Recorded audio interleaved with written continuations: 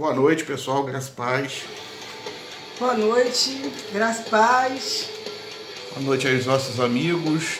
Daqui a pouco a gente vai estar começando aqui mais uma live. Hoje o sexto estudo. Vamos falar sobre a igreja de Tiatira, ok? Dando prosseguimento nessa série que a gente está falando sobre a escatologia, né? Ou estudo das últimas coisas, baseado no livro de Apocalipse. Lembrando aqui que a gente não começou de forma convencional, né? O primeiro capítulo, fomos para os pontos assim mais relevantes e recorrentes dos dias que a gente tem vivido.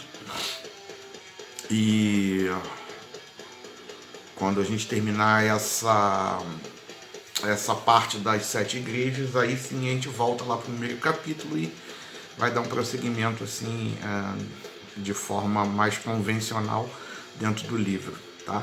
Sabendo que nós vamos falar do livro de Apocalipse de uma forma completa, tá bom? Então, nosso abraço aí para os nossos amigos que vão participar aqui da live junto conosco, pessoal que vai entrar mais tarde, pessoal que tem divulgado, compartilhado, né, esses vídeos também, o nosso agradecimento ao pessoal que tem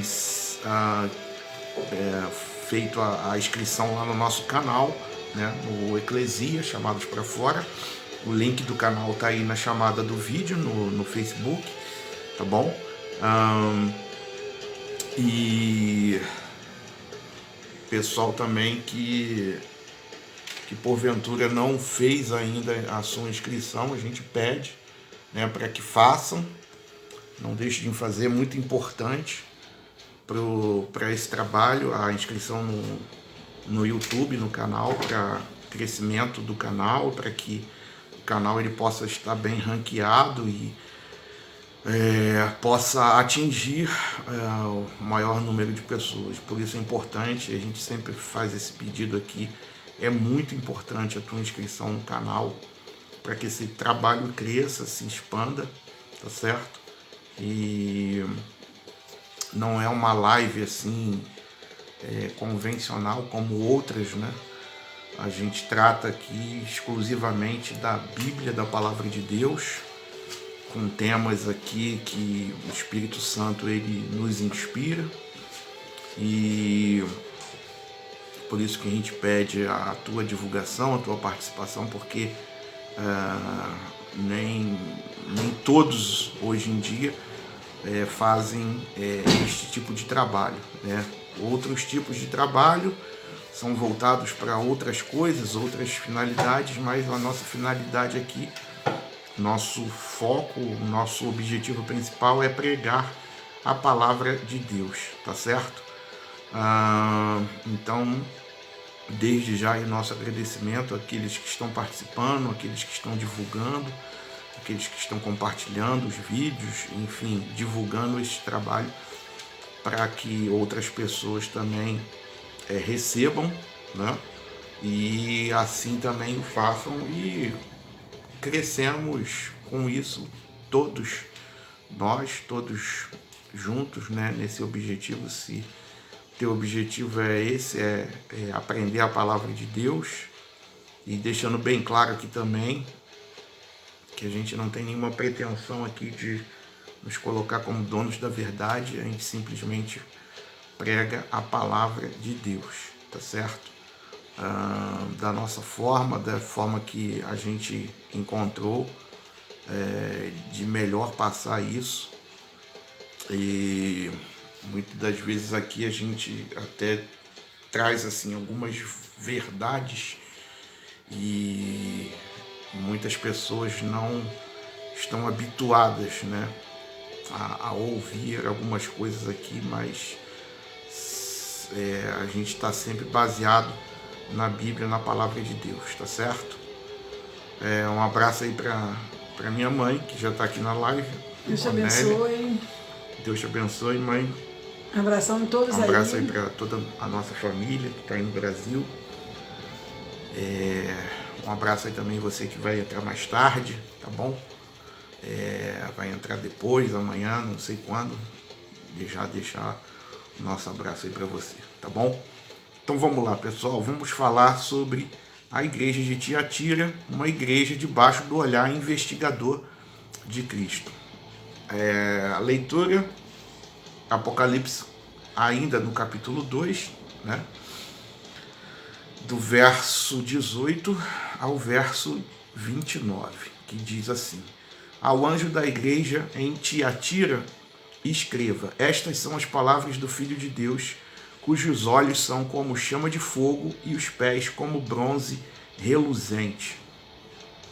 Conheço as suas obras, o seu amor, a sua fé, o seu serviço e a sua perseverança, e sei que você está fazendo mais agora do que no princípio.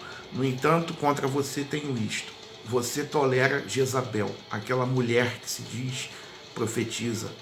Com os seus ensinos, ela induz os meus servos à imoralidade sexual e a comerem alimentos sacrificados aos ídolos. Dei-lhe tempo para que se arrependesse da sua imoralidade sexual, mas ela não quer se arrepender. Por isso vou fazê-la adoecer e trarei grande sofrimento aos que cometem adultério com ela, a não ser que se arrependam das obras que ela pratica. Matarei os filhos dessa mulher, então todas as igrejas saberão que eu sou aquele que sonda mentes e corações, e retribuirei a cada um de vocês de acordo com as suas obras.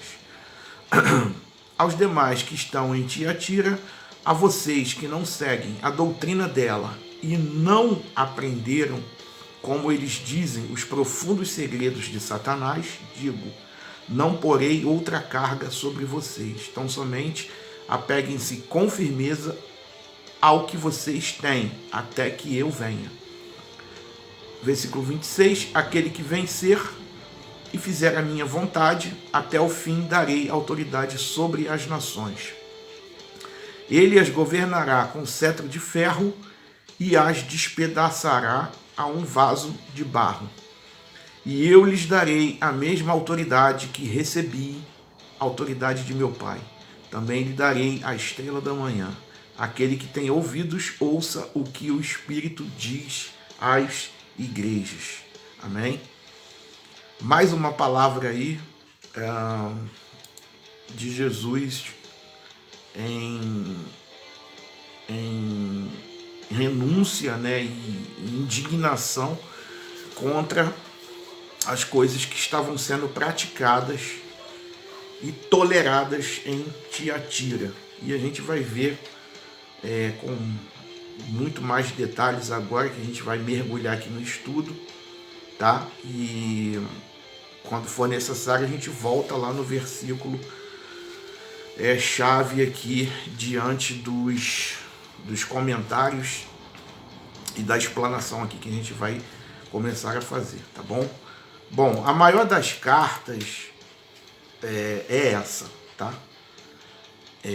Para a igreja de Tiatira, e ela é dirigida a menos importante das 7 cidades ali da Ásia Menor, porque Tiatira não era nenhum centro político ou religioso, como nós citamos aqui, principalmente nas cidades de Éfeso, tá? E a segunda cidade que nós citamos aqui, que eram as duas maiores cidades, e existia ali centros políticos e religiosos, tá? E Tiatira, ela não era Esmirna, tá? A segunda cidade. Então Tiatira, ela não tinha uma importância assim muito política ou religiosa, tá? A importância de Tiatira era mais no lado comercial. Ela ficava no caminho por onde viajava o correio imperial naquela época, e por esse caminho se transportava todo o intercâmbio comercial entre a Europa e a Ásia, tá? Tiatira era sede de várias agremiações, assim, de vários grupos, né, de comércio importantes, tais como a lã, o couro, o linho, o bronze. Existiam os tintureiros, os alfaiates, quase que não sai a palavra, os vendedores de púrpura, tá? E uma dessas corporações, assim, elas vendiam vestimentas de púrpura. E é muito provável que Lídia, né, quando foi mencionada lá em Atos, né, 16, 14, que essa mulher Lídia era uma representante dessa corporação em Filipos. E estes grêmios, assim, eles tinham fins tanto de mútua proteção e também benefício, como benefícios sociais e recreativos, tá bom? Quem fazia parte dessas agremiações, ou vamos dizer assim, nos dias atuais, dessas organizações comerciais, tinham esses benefícios. E seria quase impossível ser comerciante em Tiatira sem fazer parte desses grêmios, tá bom? Não participar dessas organizações era uma espécie de suicídio comercial. Era perder totalmente as esperanças de ter prosperidade, tá bom? No seu comércio ali. E cada grêmio tinha também a sua divindade titular. Nessas reuniões havia banquetes com comida sacrificada aos ídolos, e depois esses banquetes eles acabavam em festas libertinas, em festas imorais, enfim, rolava de tudo depois ali, quando eles estavam festejando, tá? Acontecia de tudo ali naquelas festas, tá bom? E o que os cristãos deviam ou deveriam fazer nessas circunstâncias, né? Eles deveriam transigir ou progredir. Eles deveriam manter a consciência pura ou entrar nesse esquema para eles não perderem dinheiro, ok? Eles deveriam ser santos ou serem espertos, ok? E qual é a posição do cristão? Se ele saísse daquela organização, daquela agremiação, ele perdia a sua posição, ele perdia a sua reputação e ele perderia também, com certeza, o lucro financeiro, tá certo? Em contrapartida, se ele permanecesse nessas festas, se ele fizesse parte, se ele tomasse parte dessas festas, ele simplesmente estaria negando a Jesus.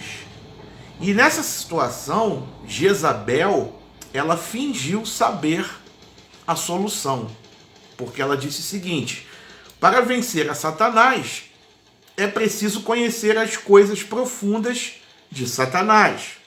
Lembrando aqui que Satanás, no original hebraico, a tradução é adversário, tá bom? E nós falamos, acho que foi na semana passada, né, daquele quadro medieval que muitas pessoas pintam de Satanás, né? Imaginam o diabo com chifre, com rabo, com pata de cabra ou de bode, né?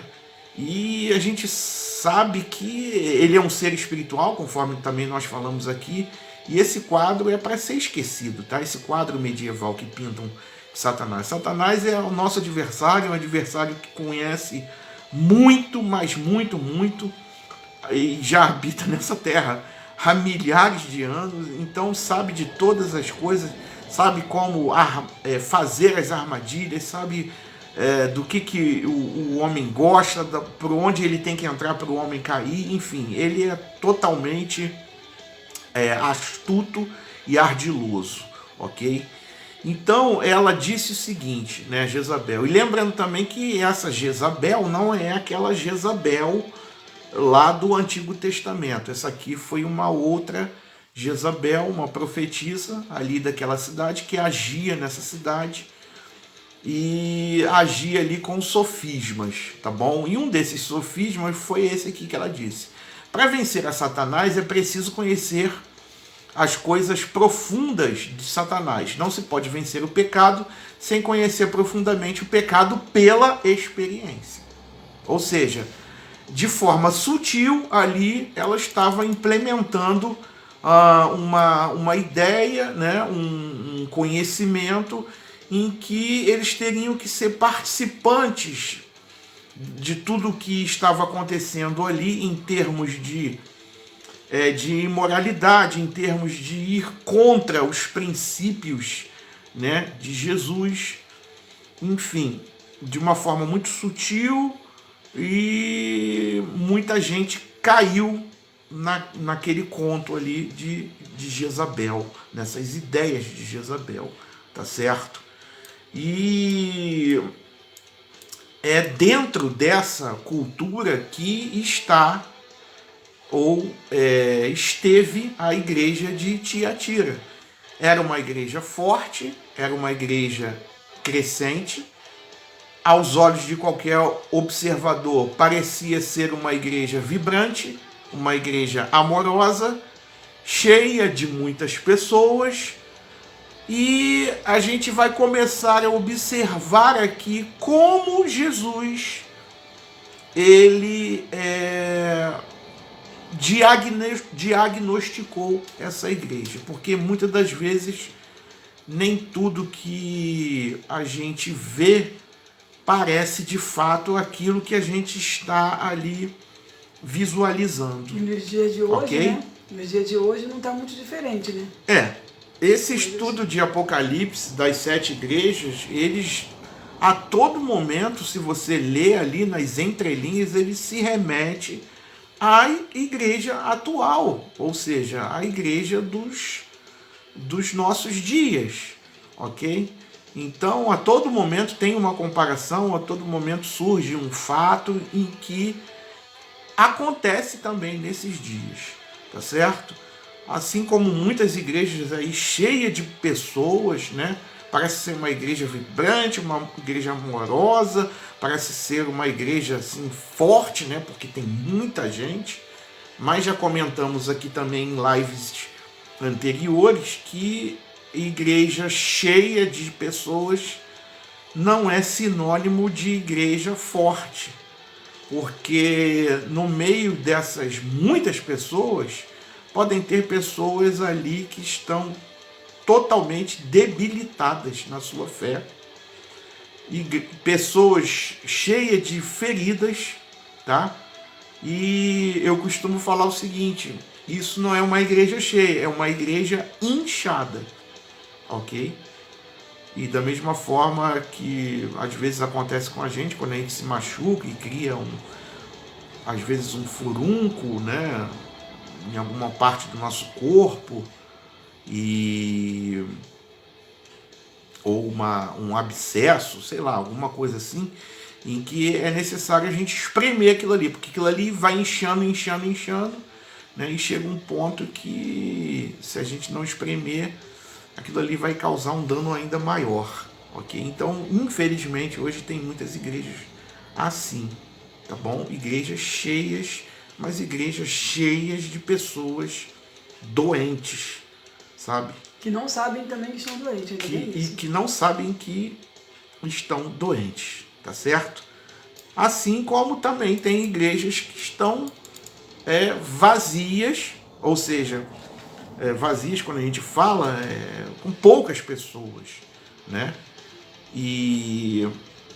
Mas em contrapartida, aquelas poucas pessoas ali, elas estão se esforçando, elas estão procurando viver a vida cristã, os preceitos, os ensinamentos que Jesus passou da melhor maneira possível. Assim como tem também igrejas que estão vazias, estão doentes, e também com igrejas que estão cheias de pessoas e estão fortes. Enfim, são variadas as situações, mas essa situação aqui de Tiatira acontece com qualquer tipo de igreja hoje, até porque no meio da igreja há o que? Joio e trigo, ok? E não tem como a gente separar, né? O conselho que Jesus dá, olha, deixe eles crescerem. No final, lá na colheita, na hora da colheita, né, a gente vai ver quem é quem, tá certo? Então, o diagnóstico que Jesus faz, né, esse olhar que ele lança para Tiatira, né, é de uma igreja dinâmica, tá? Sob a apreciação de Jesus, versículos 18 e 19. Aí a gente tem que voltar lá para ler, tá? O anjo da igreja em Tiatira escreva: estas são as palavras do Filho de Deus, ou seja, Jesus Cristo, cujos olhos são como chama de fogo e os pés como bronze reluzente. Conheço, né? Aí Jesus falando, conheço as suas obras, o seu amor, a sua fé, o seu serviço e a sua perseverança, e sei que você está fazendo mais agora do que no princípio, ok? Então Jesus, ele conhecia esses atributos daquela igreja, tá? Até porque no capítulo 1, versículo 16, e a gente vai voltar com certeza nesse capítulo, mas já dando uma pincelada aqui, Jesus, ele não está apenas no meio dos candeeiros, tá? Ele também anda no meio dos candeeiros. Aí no capítulo 2, versículo 1, e ele conhece as obras da igreja, tá bom? Conforme nós lemos aqui no versículo 19, e também conhece as tribulações da igreja, bem como o lugar em que a igreja ela está, ok?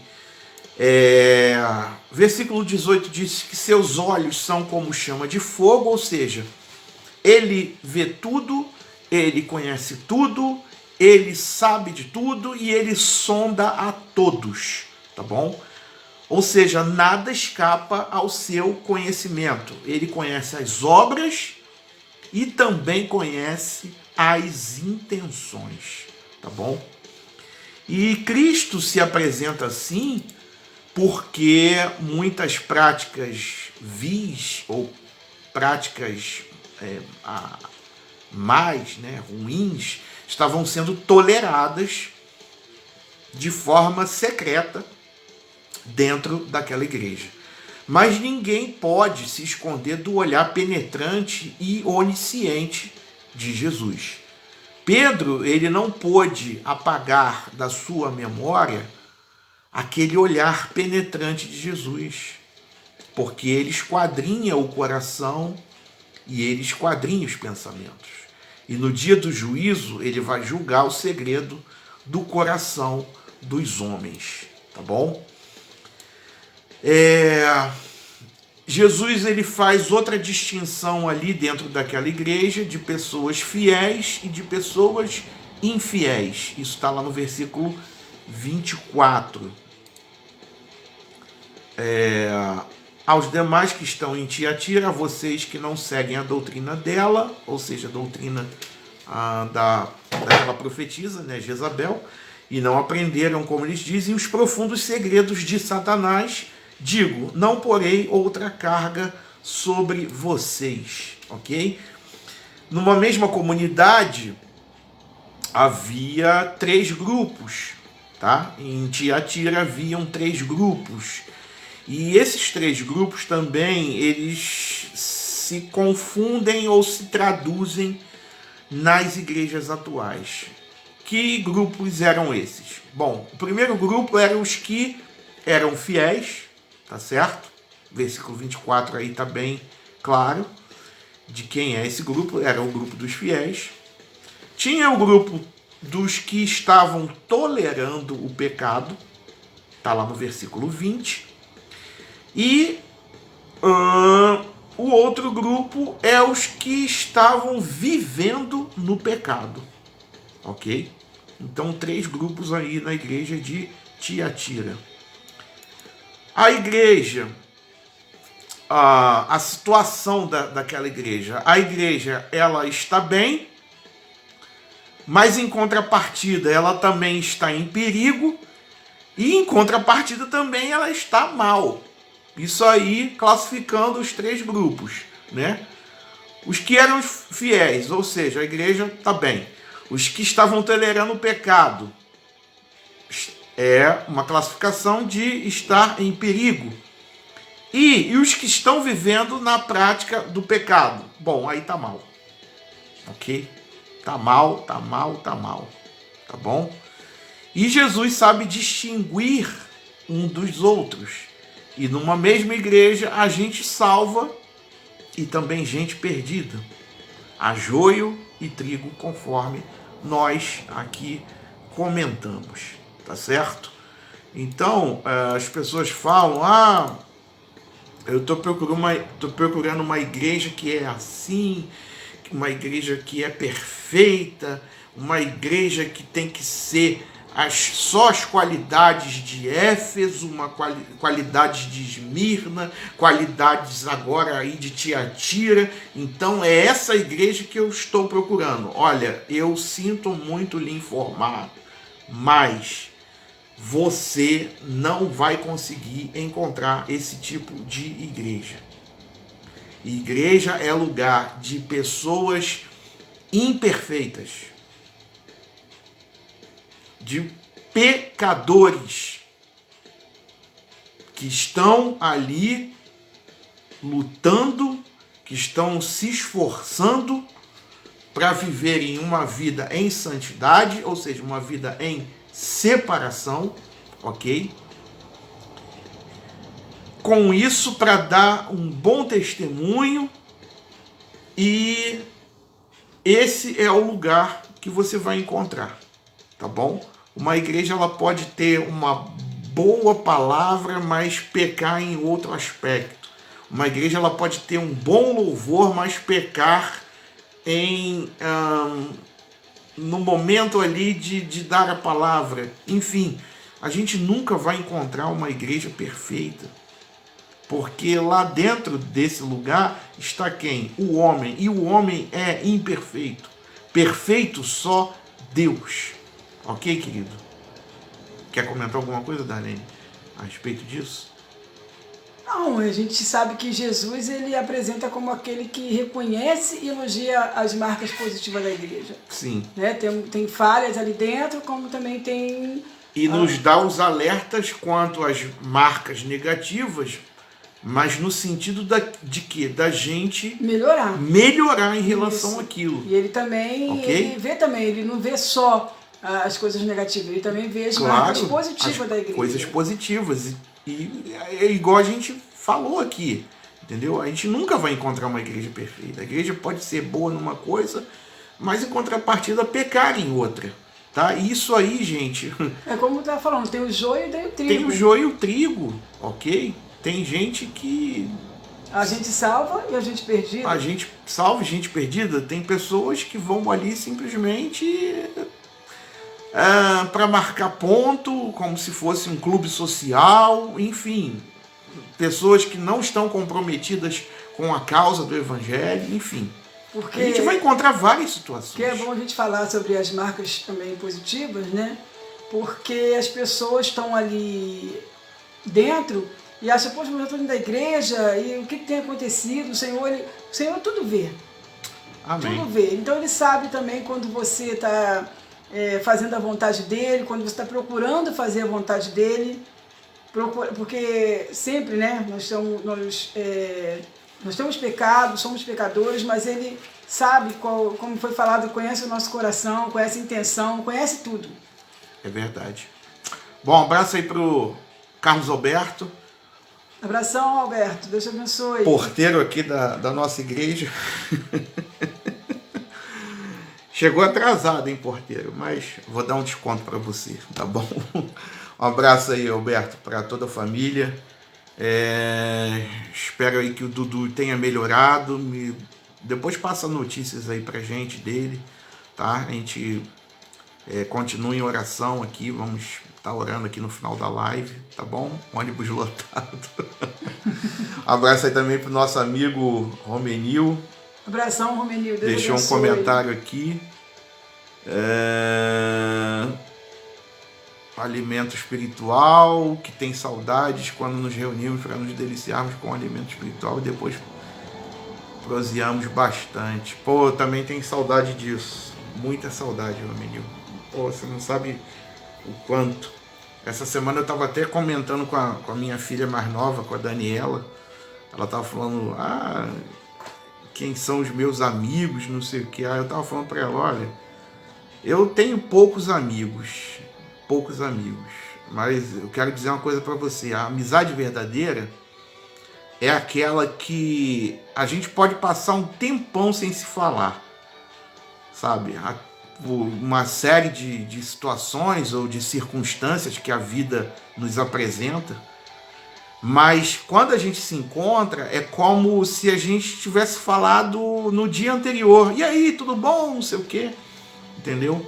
E hoje tem uma distância enorme que nos separa dos nossos amigos. E a gente tem poucos amigos, tá? A gente não tem muitos amigos, não. Temos poucos. Mas os poucos que temos, a gente tem a certeza que quando a gente se encontrar, o dia que a gente se encontrar, vai ser como se a gente tivesse se falado no dia anterior. Porque a amizade verdadeira é essa. E eu estava explicando isso para minha filha, que você possa ter amigos como eu e sua mãe temos. Não são muitos, tá? Não são muitos. Mas são amizades verdadeiras e genuínas. E uma delas é você, Romenil, tá bom? Você, o Natanael, o Alberto, que está aí também, né? Eu posso citar aqui alguns, são poucos, por isso que eu posso citar, tá bom? Sandrão, Gerson, tem vários. Sandrão, Gerson, enfim. Isso tudo é a família, a gente está falando o nome dos homens, mas as esposas também. Né? As esposas estão incluídas. Quando eu falo o nome dos homens aqui, a família está incluída, entendeu? E não importa o tempo que passar, a distância que hoje nos separa, sabe? Isso é amizade verdadeira. E isso eu estava explicando para minha filha que Deus assim presenteie ela com amizades verdadeiras, tá bom? O Alberto colocou aí sem febre, tosse ainda, mas já apresenta melhoras com a fisioterapia, está mais acordado. Amém. Amém, graças a Deus. Bom, Alberto, eu já conversei com você, né? A gente já bateu um papo a respeito dessa situação. Tá na mão de Deus. Tá na mão de Deus e Ele sabe o que é melhor pra gente. Ele sabe o que é melhor pro Dudu, entendeu? Mas a gente pede a todo instante para Deus ele aliviar esse fardo, né? Que tá pesado, eu tenho certeza, tá pesado para você e para Lena, né? Mas vamos confiar em Deus, ele tem o melhor pra gente, tá bom? Vamos descansar nele. Então, como foi falado, né, que Jesus ele se apresenta como aquele que reconhece e elogia as marcas positivas da igreja. Vamos ver se essas marcas positivas da igreja de Tiatira, né, sempre fazendo um paralelo com a igreja atual, tá Isso. Bom? A igreja operava, havia trabalho, labor, agenda cheia. A igreja ela era marcada por amor. A igreja possuía a maior das virtudes, o amor. O que faltava em Éfeso havia em Tiatira. A igreja era marcada por fé, confiança em Deus. A igreja era marcada pela perseverança ou paciência. A igreja passava pelas provas com firmeza. A igreja estava em franco progresso espiritual. As últimas obras da igreja eram mais numerosas que as primeiras. Essas marcas eram do remanescente fiel e não da totalidade dos membros. Amém? Então aí Jesus ele é bem claro. Um abraço aí para o nosso amigo José Jonico. Abração, Jonico. Beijão na Joyce e nas Deus crianças. te abençoe, meu querido. Saudade de vocês também. Não sei se vocês estão aqui em Santiago. Enfim, mas grande abraço aí para vocês, tá bom? Que Deus possa continuar abençoando aí a casa, a família, tá? Todos vocês. Obrigado aí pela tua participação. Amém. Tá bom? Tamanho. Creio que tudo se resume e fazemos a vontade de Deus e sermos guiados pelo Espírito Santo. Amém. Amém. Amém. Glória a Deus. Exatamente isso. Amém. Obrigado aí, mãe, pelo comentário, pela ajuda aí também. Obrigado você, Jonico, pela participação aqui, tá? Deus continue abençoando. Alberto colocou, obrigado a todos pela oração, estamos firmes. Choramos, sim, ficamos tristes, claro. É o filho de vocês, pô. Né? Eu choraria também se fosse a minha filha, as minhas filhas. Nosso filho amado, mas reconheço que a vida dele não nos pertence. Deus é poderoso para fazer. Sim, com certeza. A vida de todos nós pertence a Deus, tá bom? E Ele é poderoso para fazer, às vezes, até além do que a gente imagina, né? E além do que a gente deseja. Deus, às vezes, Ele gosta de nos surpreender. Então, vamos confiar nele, tá bom? Ele sabe o que é melhor para cada um de nós, tá? Mas vamos continuar orando, com certeza, tá? Que seja feita a vontade de Deus. Bom, então Jesus ele é bem franco, né? Nas suas palavras, ele tece esses elogios, né? E aquele comentário que a gente fez de igrejas hoje superlotadas, mas que muitas das vezes ali no meio tem pessoas, sabe, com diversas situações ainda para serem resolvidas, enfim. Jesus ele é bem claro aqui quando diz que essas marcas são de quem? Dos remanescentes. Os remanescentes são quem? São os fiéis, aqueles que não se dobraram, aqueles que não toleraram os ensinos de Jezabel, aqueles que não se submeteram àquelas seduções, aqueles enganos, aquelas misturas, né, infernais e prejudiciais e venenosas, né, que estavam sendo feitas ali como uma das ciladas e armadilhas do próprio Satanás. Então esse é o remanescente. Então essas marcas eram desses remanescentes e não da totalidade dos membros. Não do número, né? Não do número de pessoas.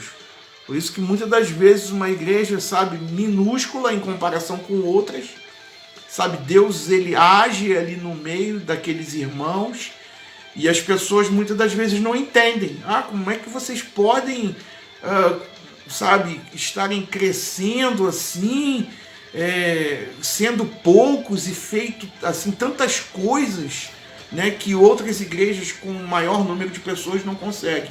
Porque a obra não é da gente, a obra ela pertence, a obra é de Deus, querido. Nós somos apenas canais, mas muitos não querem ser canais, sabe? Muitos não querem ser canais, muitos não querem ser usados, muitos eles só querem estar à frente, estar mostrando ali uma questão de aparência, sabe? De liderança, mas arregaçar as mangas e principalmente fazer o que esses remanescentes estão fazendo. Eu digo que estão fazendo porque eu considero nós como remanescentes, ou seja, aqueles que pregam, continuam pregando a palavra de Deus, continuam pregando o evangelho, não estão inventando, não estão misturando, não estão inserindo coisas. Não, a gente prega o evangelho e a gente tem a certeza que pregar o evangelho é o suficiente para aquele que precisa se encontrar com Cristo, para aquele que precisa de uma mudança na sua vida. O evangelho é o suficiente. Não é necessário a gente conhecer Satanás para Não é necessário eu conhecer Satanás, sabe? Isso. Não é necessário. Igual tem muitos movimentos aí, eu não estou criticando, né? O movimento de batalha espiritual, só que, gente, Jesus ele nunca fez batalha espiritual, ele nunca instruiu os seus discípulos para fazerem batalha espiritual, mapeamento espiritual. Não, ele falou o seguinte: olha, prega o evangelho a toda criatura, vai por esse mundo afora, prega o evangelho. É só isso? É só isso. Entendeu? Mas as pessoas muitas vezes complicam. Veja bem, eu não estou criticando, não estou falando mal, não estou dizendo que a pessoa está em pecado. Não, gente, nada disso. Mas eu acho que às vezes a gente perde muito tempo, sabe, com coisas desnecessárias. Aí a gente acha assim, conhecendo Satanás, a gente conhece as coisas do mundo. Eu tenho que conhecer eu tenho que conhecer a Deus, eu tenho que conhecer a palavra dele, sabe? É isso que vai mudar a minha vida, é isso que eu posso ser influenciado para mudar outras vidas, eu posso ser influenciado, eu não posso ser usado, melhor dizendo, para influenciar outras vidas, ok? Eu acho que isso é suficiente e muitas das vezes a gente complica tanto. A gente tem que conhecer a verdade, né? Isso é o suficiente, amém? Mas vamos lá, nada contra quem faz batalha espiritual, mas meu irmão, repensa isso daí. Dedique-se mais em conhecer a Deus, em buscar Ele, buscar conhecimento através da sua palavra, buscar a sua vontade, sabe? Isso aí são coisas secundárias. Eu acho que a gente perde, às vezes, um tempo precioso, né? E o tempo é tão escasso hoje em dia, né? É um ativismo tão grande. Mas, enfim, deixa o Espírito Santo trabalhar no teu coração, então, tá bom? Não sou eu que vou te convencer, do contrário, tá bom? Antes de Jesus reprovar a falsa profetisa, Jesus, ele reprova a igreja, tá bom? Uma igreja tolerante ao pecado sobre a reprovação de Jesus aqui também, tá? Tiatira estava crescendo, sim, estava crescendo. Por isso, Satanás procura corromper o seu interior. E ao invés de atacá-la de fora para dentro, ele começou a trabalhar conforme ele vem trabalhando hoje em dia, aonde? De dentro para fora. Ou seja, Jesus ele reprova a igreja por ser tolerante com o falso ensino e com a falsa moralidade, enquanto Éfeso não suportava os homens maus e os falsos ensinos, Tiatira tolerava uma falsa profetisa chamada Jezabel. E essa falsa profetisa estava exercendo uma influência tão nefasta na igreja como Jezabel também tinha exercido em Israel, tá bom? E o nome Jezabel significa puro, mas sua vida e a sua conduta, elas negavam esse nome, o significado desse nome. E foi Jezabel também quem introduziu em Israel o culto pagão a Baal e misturou religião com prostituição. Ela não só perseguiu os profetas de Deus, mas também ela promoveu o quê? O paganismo, tá certo? E essa segunda Jezabel estava induzindo os servos de Deus ao pecado. Ela pregava que os pecados da carne podiam ser livremente tolerados. A liberdade que ela pregava era uma verdadeira escravidão. De liberdade não tinha nada. Ou seja, as pessoas estavam e ficavam presas. E a tolerância da igreja com o falso ensino, ela provocou a ira de Jesus. A igreja ela abriu as portas para essa mulher e ela subia ao púlpito da igreja. E ela exercia a docência da igreja, ou seja, ela ensinava. E ela induzia os crentes ao pecado. E a igreja não tinha pulso para desmascará-la e enfrentá-la. Eles toleravam aquilo ali. É como se você, Romenil, aí é professor de escola dominical. Então, Romenil, vou dar um exemplo, usando aí a tua situação.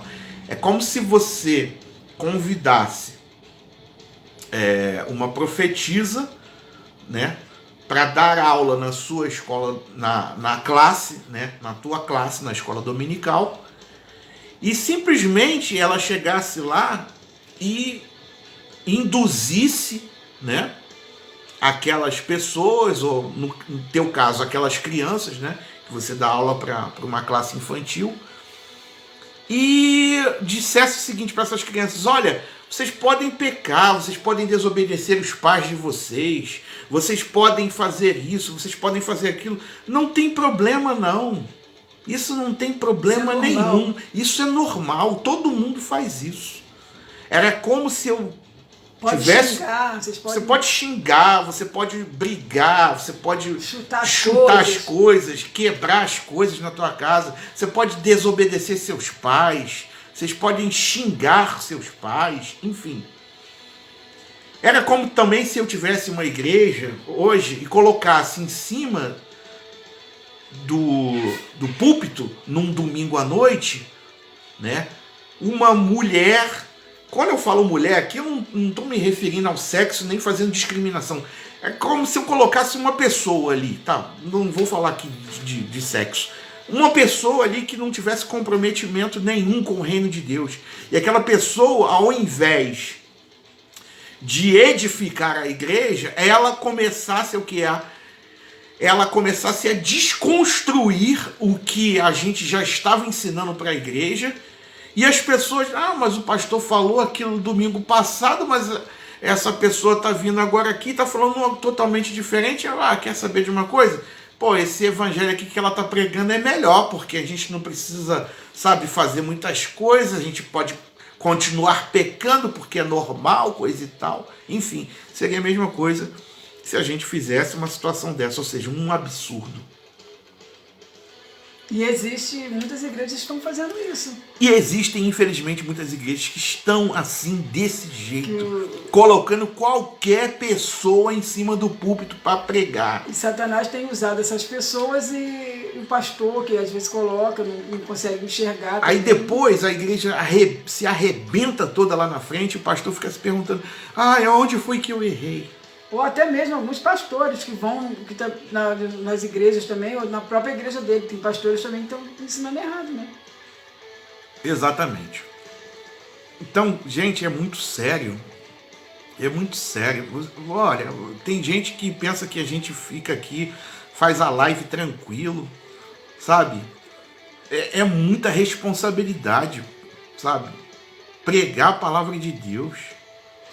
É muita responsabilidade. Até porque vai ser cobrado também, né? E isso vai ser cobrado. Tudo que vai for ser falado. Cobrado. Tem gente aí se autodenominando pastor, líder, sabe? E sabe, fala qualquer coisa e acha que não vai dar conta daquilo. Vai dar conta sim, Senhor. Vai dar conta sim, Senhor. Um dia todos nós estaremos diante do grande Deus e vamos ter que dar conta de tudo, e principalmente os líderes, principalmente os pastores, sabe? Vai ser cobrado praticamente em dobro desses. Então a gente, sabe, tenha muito cuidado quando você for pregar, ensinar alguma coisa. Muito cuidado, tá bom? Então ela exercia a docência, ela induzia os crentes ao pecado, a igreja ela não tinha pulso também para desmascarar essa mulher e enfrentá-la. Ou seja, naquele bonito campo, eles estavam permitindo que uma planta venenosa crescesse. Um outro paralelo que a gente pode traçar é como se tivesse um corpo saudável e um câncer maligno começou a se formar nesse corpo. E ninguém faz nada. As pessoas assistem isso de uma forma passiva. Um inimigo está encontrando guarida no meio da comunidade. E havia transigência moral dentro da igreja. Ou seja, se a gente fosse também dar um exemplo, é como se ali não fosse o lobo que veio de fora. Mas o lobo, ele estava onde? Lá dentro. Ele estava enrustido dentro da igreja. Olha só a situação. Menil, é verdade, temos que vigiar. Nosso pastor aqui é muito criterioso a favor do reino e blindando as ovelhas do rebanho de Cristo. Está completamente certo, Menil. Tem que ser assim. Sabe, a gente não pode negociar, a gente não pode dar mole, entendeu? Porque às vezes uma palavra infeliz, muitas das vezes, pode minar, sabe, todo o trabalho que a gente já vem construindo, enfim. Pode abalar muito as estruturas. Alberto também colocou um comentário: debaixo de unção corrompida por líderes corrompidos. Exatamente isso. Exatamente isso. A unção ela vai ser corrompida, porque se o líder é corrupto, a unção vai ser corrupta. A palavra ela vai ser corrupta, o louvor ele vai ser corrupto, corrompido. Enfim, nada vai funcionar, ok? Ou vai funcionar de modo conveniente, né? E muitas pessoas gostam disso, de conveniência, né? Infelizmente. Bom,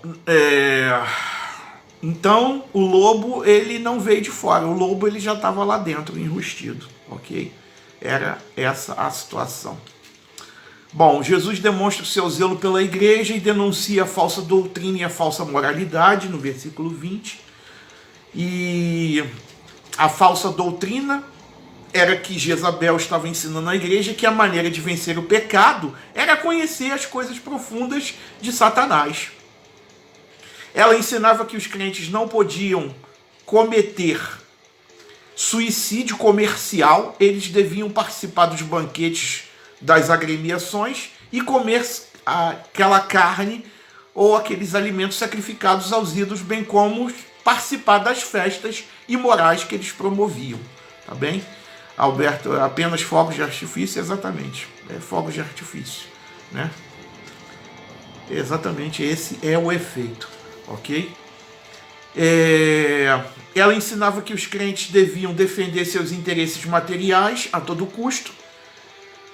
Prejuízo financeiro para ela era mais perigoso do que o pecado. Ela amava mais o dinheiro que a Jesus e mais as exigências materiais que as exigências de Deus.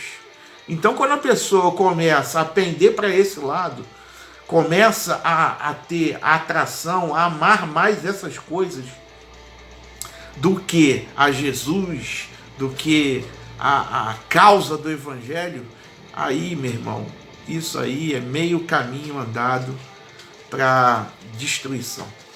O ensino dela era que não há mérito em vencer um pecado sem antes experimentá-lo. Olha a doutrina dessa mulher, pelo amor de Deus.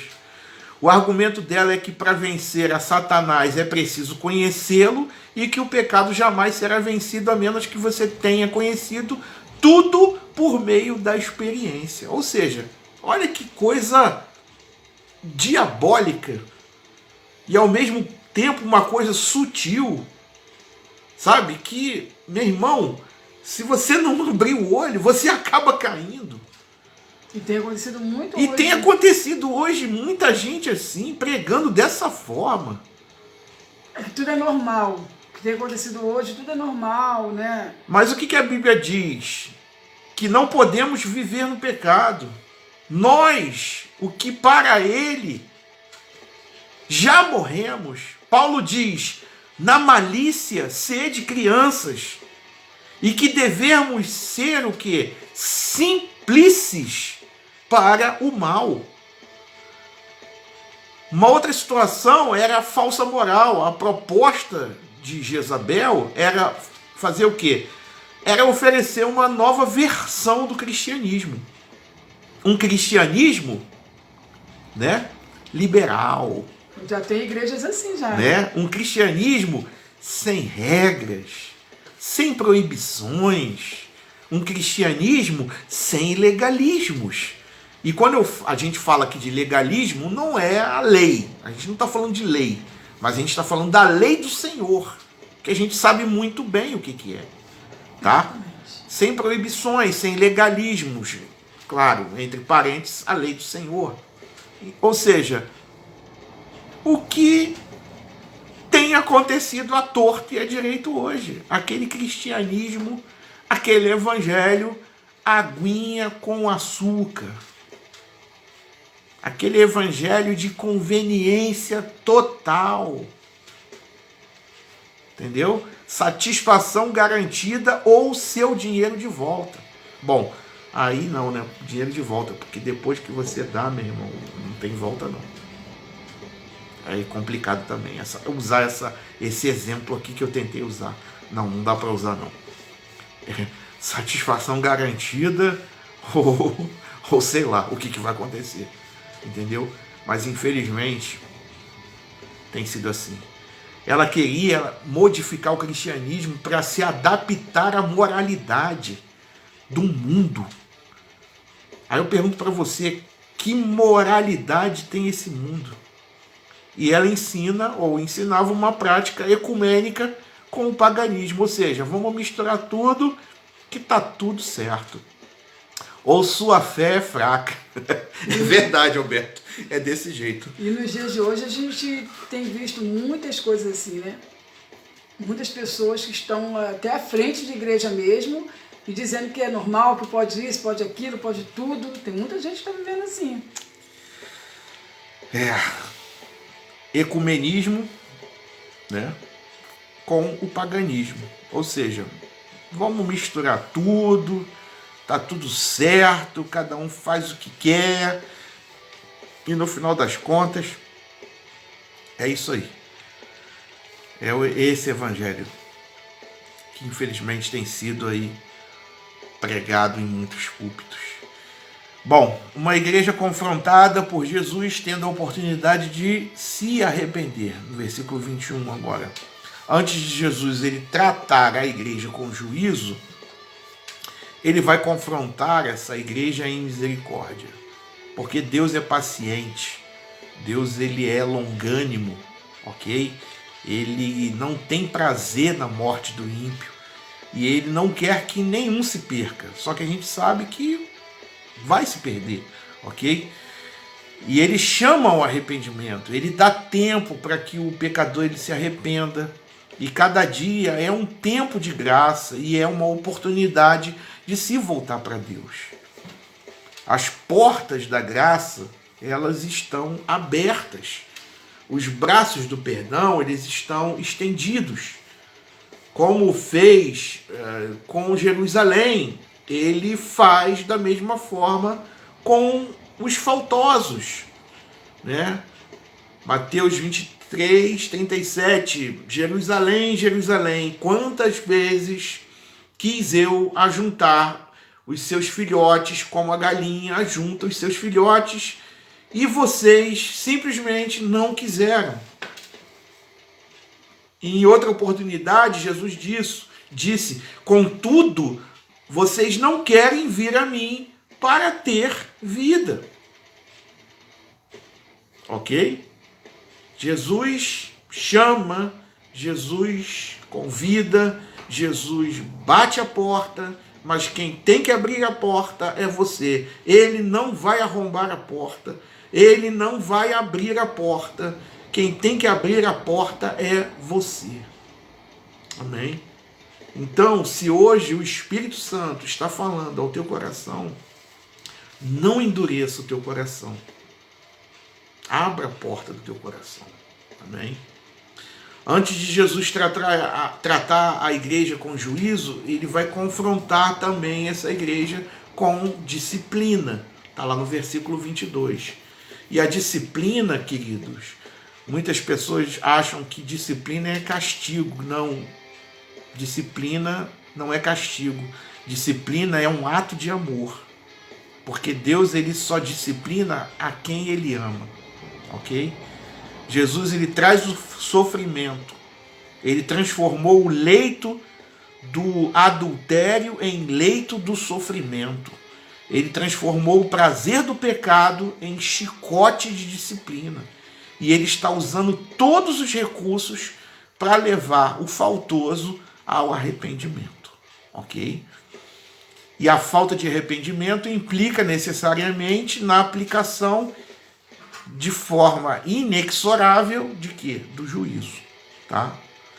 Jezabel não quis se arrepender, ela desprezou o tempo da sua oportunidade, ela fechou a porta da graça com as suas próprias mãos, ela pisou no sangue purificador de Cristo, ela zombou da paciência do Cordeiro. Agora ela e seus seguidores virá o juízo, né, sobre esses. Eles serão castigados com a doença, com a grande tribulação e com a morte. E o salário do pecado, todos nós sabemos que é a morte. O pecado é doce na língua, no paladar, mas ele é amargo no estômago. O pecado é uma fraude, oferece prazer e traz desgosto. Satanás é um estelionatário, porque ele promete vida, mas paga com a morte. E o juízo contra o pecado será final e completo no dia do juízo. Jesus não apenas, conforme foi descrito aqui, tem olhos como de fogo.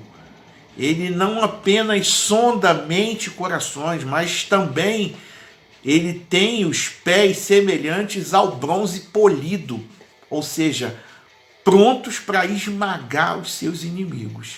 E no dia do juízo, Cristo, ele colocará todos os seus inimigos debaixo dos seus pés. Naquele dia, o Cordeiro estará irado. Irado. Uma igreja encorajada a ser fiel até o fim, apesar da apostasia de outros. É possível manter-se firme na doutrina, mesmo quando outros se desviam. Alguns membros da igreja não apenas tinham tolerado o ensino e as práticas imorais de Jezabel, mas também estavam seguindo os seus ensinos para a sua própria destruição. Porém, havia na igreja um remanescente fiel, ou seja, pessoas que permaneceram firmes, mantendo a sã doutrina, agarradas na verdade. E Cristo diz que esses, de fato, são livres. O jugo de Cristo, para esses, é suave e leve. Os mandamentos de Deus não são penosos, não são fardos. Ou seja, ser crente é ser verdadeiramente livre, tá bom? Alberto colocou: eu fui disciplinado junto com a minha esposa, não tenho vergonha disso, erramos, pedimos perdão, voltamos no tempo determinado pelo pastor e hoje somos um casal com quase 30 anos de casado. Isso não foi desonra, foi amor. Exatamente isso, Alberto. Tá bom? Acho que todos nós, né, já passamos por momentos assim, né, na nossa vida. Todos nós já passamos por um momento de disciplina na nossa vida. Né, e isso realmente, conforme você colocou aí, isso não é vergonha não. Isso foi amor de Deus.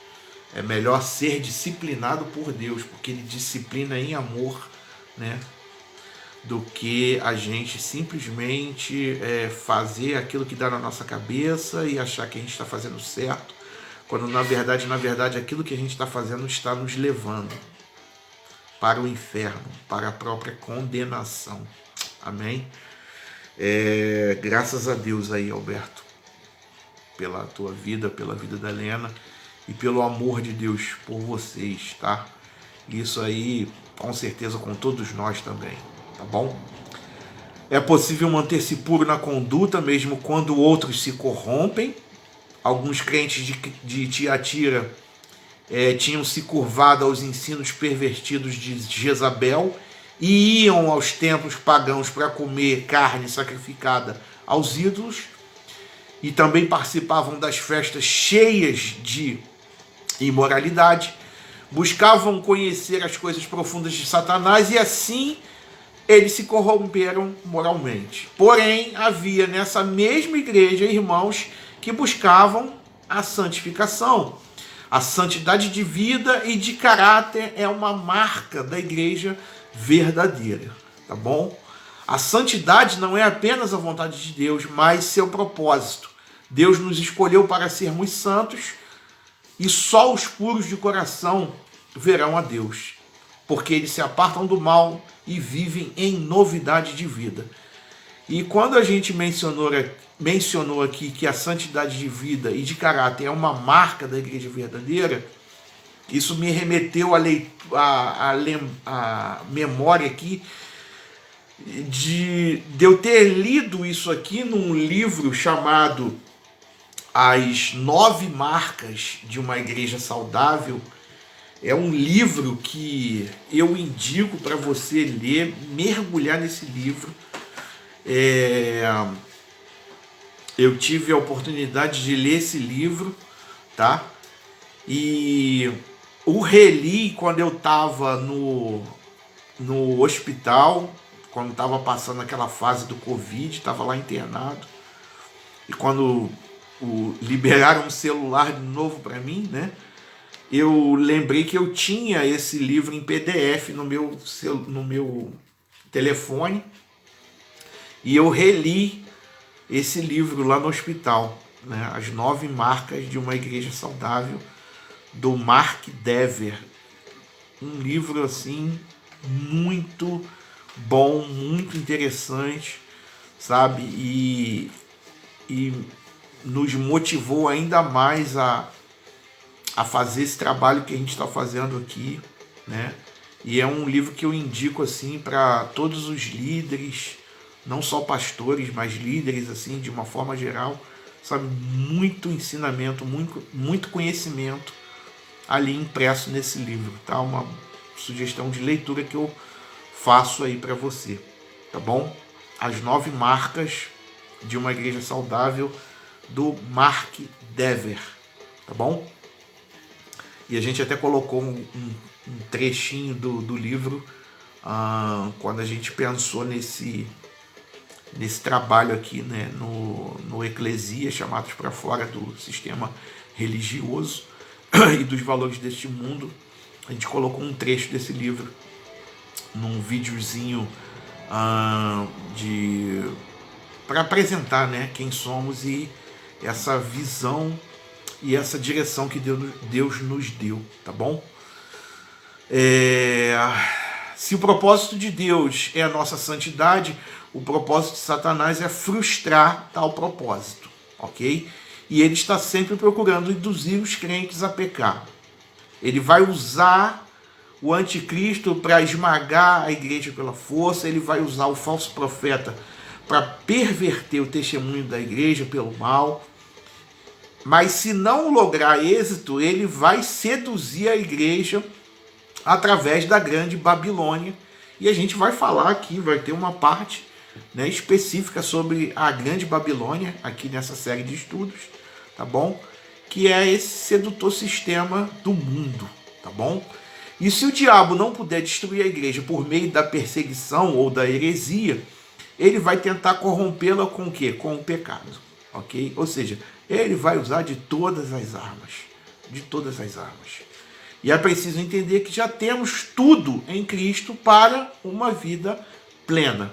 Um dos grandes enganos de Satanás é induzir os crentes a pensar que precisam buscar novidades para terem uma experiência mais profunda com Deus. Mas muita gente ainda tem caído nessa. A verdade de Deus, querido, ela é suficiente. A gente não precisa de mais nada. Tudo está feito, o banquete da salvação já foi preparado.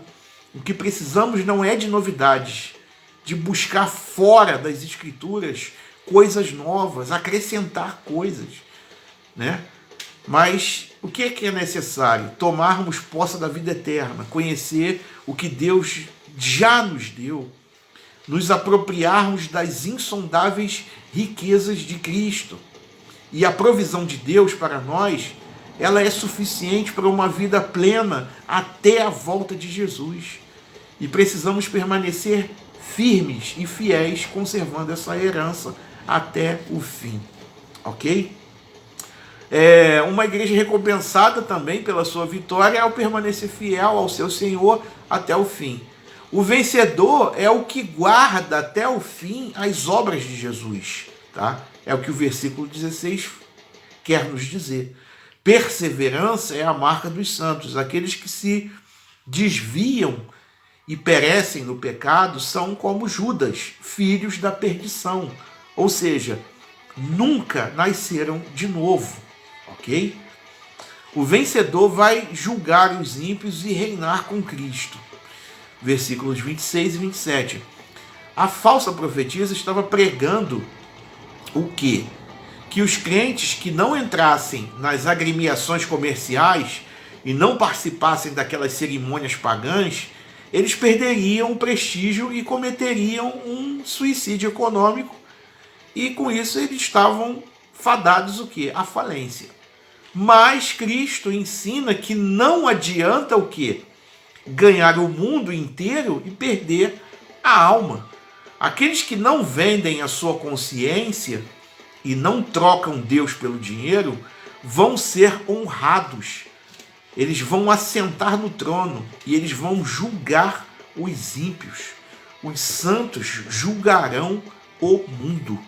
Aqueles que têm dominado suas próprias paixões sobre a terra terão ascendência sobre outros no céu. E no dia do juízo, os perversos serão quebrados como um vaso de barro. Salmo 2, versos 8 e 9. Tá? Confirma essa palavra. E em vez de desprezo, teremos o quê? Uma posição de honra. Nós vamos reinar com Cristo. E aqueles que perdem a vida por amor a Cristo encontram a verdadeira vida. Mas aqueles que querem ganhar a vida simplesmente a perdem, ok? E o vencedor vai conhecer não as coisas profundas de Satanás, mas as coisas profundas de Cristo. Os salvos, eles receberão a estrela da manhã. Eles não apenas receberão corpos gloriosos que vão brilhar como as estrelas no firmamento, mas também vão conhecer a Cristo, a estrela da manhã. E vão conhecer essa estrela da manhã na sua plenitude. Os salvos, eles terão parte não apenas na autoridade de Cristo de governar o mundo, mas também na sua glória, ok? Então, recusando-se a penetrar nas profundezas e em ter um conhecimento assim amplo, né, de Satanás, eles almejam o que? As profundezas de Cristo. E voltando suas costas às trevas do pecado, fazendo isso, eles verão a luz da glória de Deus na face de Cristo. E os que renunciaram ao pecado e às vantagens deste mundo, eles viverão na glória com Cristo em completo e eterno contentamento. Ou seja, um estado eterno de felicidade, ok? Serão contentes, né, por toda a eternidade. Cristo é a nossa herança. Cristo é a nossa riqueza, a nossa recompensa. E com certeza o veremos face a face, o serviremos eternamente. Ele será nosso prazer, ele será o nosso deleite para sempre. Cristo é muito melhor do que os banquetes deste mundo, porque só Ele é capaz de satisfazer a nossa alma. Amém? E concluindo esse estudo, versículo 29, quem tem ouvidos, ouça o que o Espírito diz às igrejas. Ok? Esta carta ela não foi apenas para Tiatira, ela é para a nossa igreja.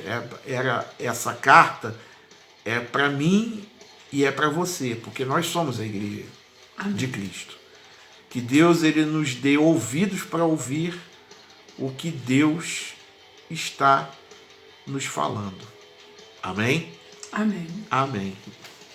Então está encerrado aqui a carta para a igreja de Tiatira, tá bom? Concluímos aqui mais uma igreja.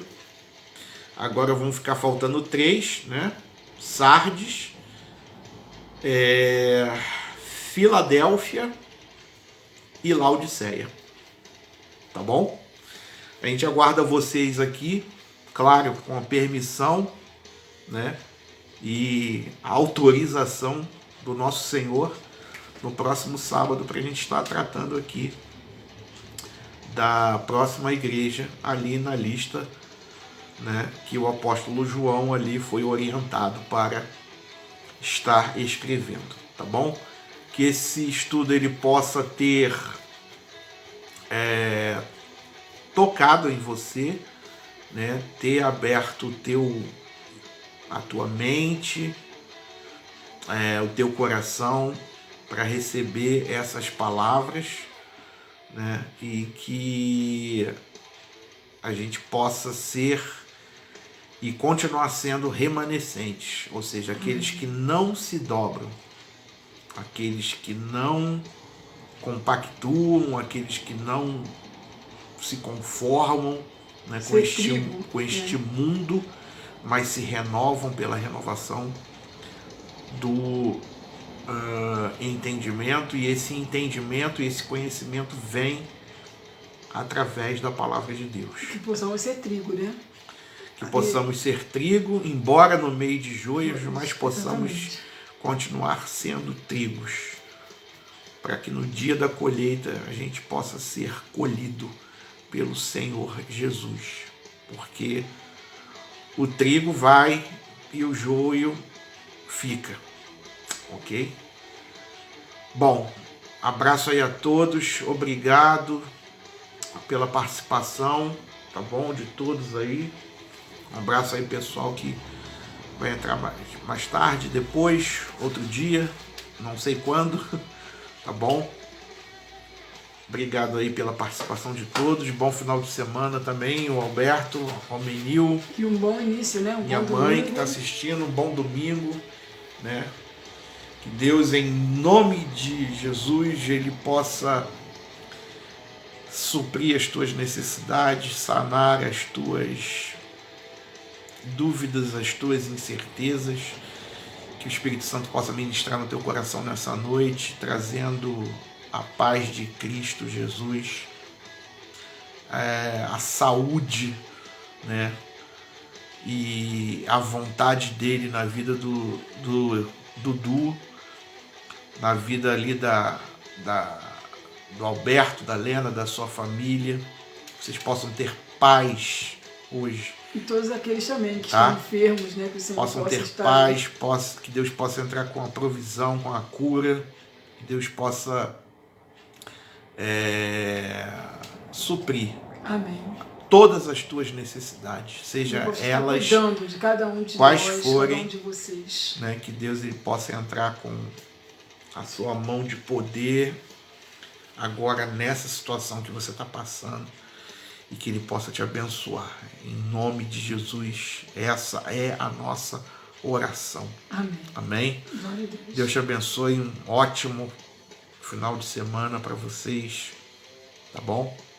E desde já uma semana abençoada. Eu peço a bênção de Deus e conhecimento também para aqueles que vão estar amanhã nas igrejas ensinando, né, que o Espírito Santo ele possa te usar com conhecimento, para que você possa ser um porta-voz, né, do reino celestial, para aqueles que precisam, aqueles que necessitam ouvir. Deus ele possa te usar de forma poderosa. Amém? Muito obrigado aí a todos pela participação. Você que ainda não fez, né, a gente pede aqui mais uma vez, se inscreva no canal, faça isso. Você estará ajudando muito esse trabalho, essa missão que nos foi confiada. Amém?